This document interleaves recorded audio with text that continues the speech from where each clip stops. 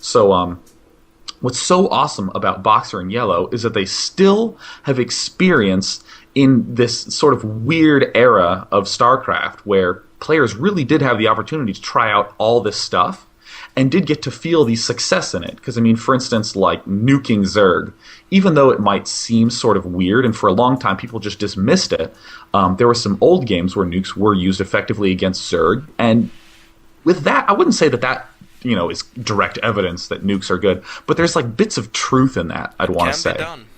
Yeah. And like and that's what makes it so fun to watch players like Yellow and Boxer play. They have no problems going back to that old style of play. And what I would say is that it's a lot of times more difficult to do those sorts of games. I mean, it's really easy to lose to someone way worse than you, just as it is easy to beat someone who's way better than you. I think a great example would be if you watched Yellow against Bisu on Heartbreak Ridge. That was a really, really cool game. For any of you who are listening to this right now and didn't see that game, so Bisu did the early expand and went into Corsairs and then into Reavers, the most normal thing in the world. But Yellow went for really, really fast Hydralisk drop in the main with Lurkers. Old school. Yeah, did he? I know he definitely did like the early Hydralisk drops. So there was all this micro going on, and it was really fun. It was just like, oh my god, can he break it? Can he break it? Because it was like 5 Zealots and a Reaver against like 8 Hydralisks, and you're like, oh come on, you just want Yellow to win because he just never wins. You're like, come on, man, go for it. And then he ends up killing the main, but Bisu's looking a little bit more stable, building another robotics facility so we can get more Reavers, and he has all these cannons set up. And then out of nowhere, because we haven't gotten the chance to look back at Yellow's base, suddenly 9 Mutalisks you see just fly straight at Bisu's base and just runs in and kills off all the cannons with the Hydralisk, and Yellow wins. And that's an unbelievably cool tactic. It was epic. Or in another player, Go Rush, who also has been around for a long time, he did this great style on Medusa, where first you open up with Hydralisks and you pressure the Protoss's front, and then you tech to Lurkers fairly quickly, and then you break down those temples and you head towards the back. So right now, the Protoss has built up all these cannons at the front, and then has built up all these cannons at the back. But as it turns out, in the meanwhile, Zerg was just researching drop and speed, and then he drops directly into the Protoss's main, which happens to be the only undefended part of Protoss's base. And those sorts of tactics, you just see less and less and less and less over time. I mean, players are starting to break that shell a little bit. We have players like Up Magic and Fantasy using a lot of Wraiths against Zerg, and we occasionally see players go Medic Marine against a Protoss player. But I mean, I love Boxer and Yellow because it's not a gimmick that they don't just do like a gimmick and then go right back into playing normal.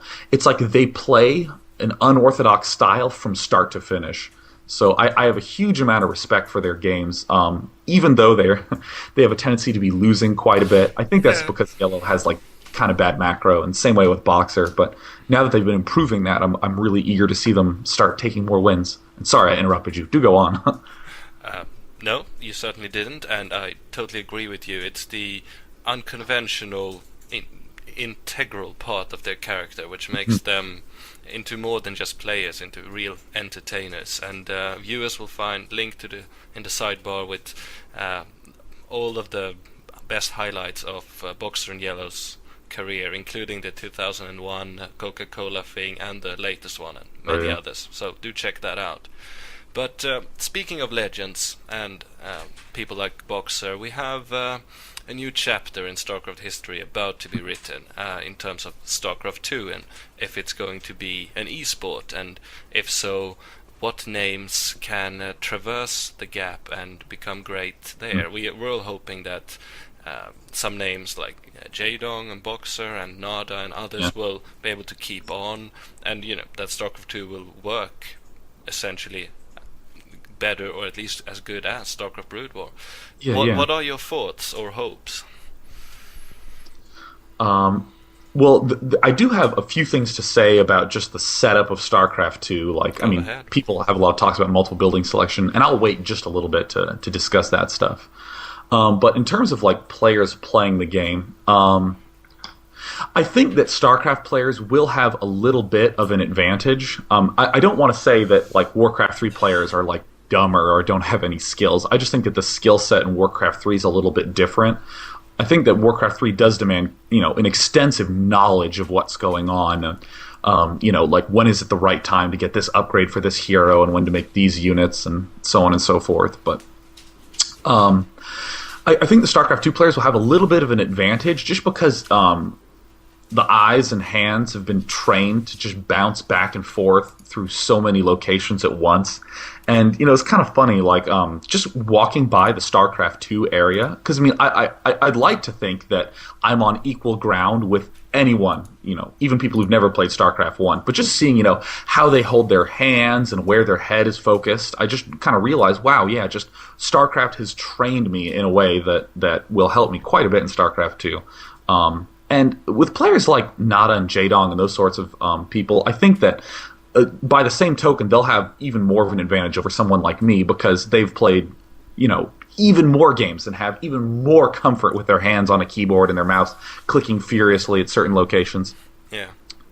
I don't necessarily know if how do I want to put this? If their minds are necessarily better than that of foreigners in a lot of cases, because like when StarCraft first came out, most of the Europeans were the better players. Europeans and Americans were the good ones, and I really just think that it's the fact that South Korea embraced StarCraft and had the opportunity to practice so much that they got so good. But yeah, I like to think of StarCraft 2 as just a different game. Excuse me. I'm gonna drink some water real fast. Oh, fantastic.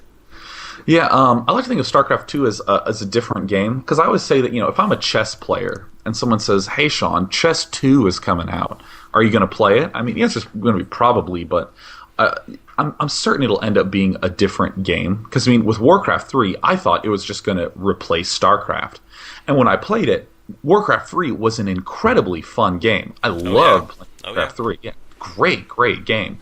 But it was just different from StarCraft, and I liked the speed demanded from StarCraft, and like the fragility of it, and the intensity of it. Because part of it bugged me a little bit of Warcraft 3, how I would go around the map creeping, and then I would encounter my opponent, and then one of us would town portal away, and then we'd sort of continue playing, and then we'd encounter ourselves again, and we'd town portal away.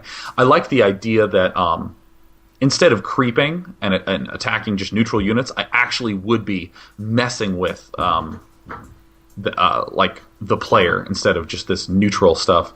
I can't remember why I'm talking about Warcraft 3. Oh, yeah. But I thought Warcraft 3 would replace StarCraft, and it just ended up not. And I'm curious if StarCraft 2 is going to end up doing that. Because, there's a lot of first-person shooters that come out and replace whatever first-person shooter people were playing beforehand. But there's still some of those FPSs that have a lot of stick to them. And I'm curious if StarCraft will be able to sustain itself with StarCraft 2. In a sense, it may have even benefited the community more if it wasn't called StarCraft 2, if it was just like a new game that they said. Yeah, maybe. Well, of course, we're all hoping that it will be good, and I think few of us want StarCraft Brood War to disappear, but many of us would like StarCraft 2 to offer opportunities that StarCraft Brood War cannot, perhaps even making eSports into an internationally recognized phenomenon that people could have as a vocation and not just a hobby. Is that Absolutely. a possibility, do you think? And if so, is that something you would like to pursue even? Oh, wow. Okay, so I'll come back to what I would like to do. But I really think that StarCraft 2 is going to be doing something real special in regards to esports, because Blizzard is really taking initiative with controlling everything. And Blizzard is a company that really I trust quite a bit. They don't really have a bad track record when it comes to games. I think with StarCraft, I think even Blizzard did not quite understand like the boom of esports right at the start of StarCraft. Now they're absolutely on the page and they really want to seize it, but right at the start of StarCraft, I feel like they didn't quite get it. They wanted to allow competition. They had their ladder system. They were in support of these tournaments, but I think they viewed them as semi-temporary. Yeah. And as a result, South Korea sort of took over, and Blizzard didn't really have an opportunity to put its foot forward after South Korea had taken over and say, no, we really want to direct the way these tournament scenes go. And, I mean, with the South Korean scene, there's a lot of stuff that I dislike quite a bit. Like the fact that many of the coaches, now this is less true, but especially in the early times, the coaches just did not know anything about StarCraft. They were nothing more than glorified disciplinarians who pretty much yelled at their players constantly and forced them to practice and wouldn't let them leave the training house. That really bothered me quite a bit. The idea that these kids were basically slaves.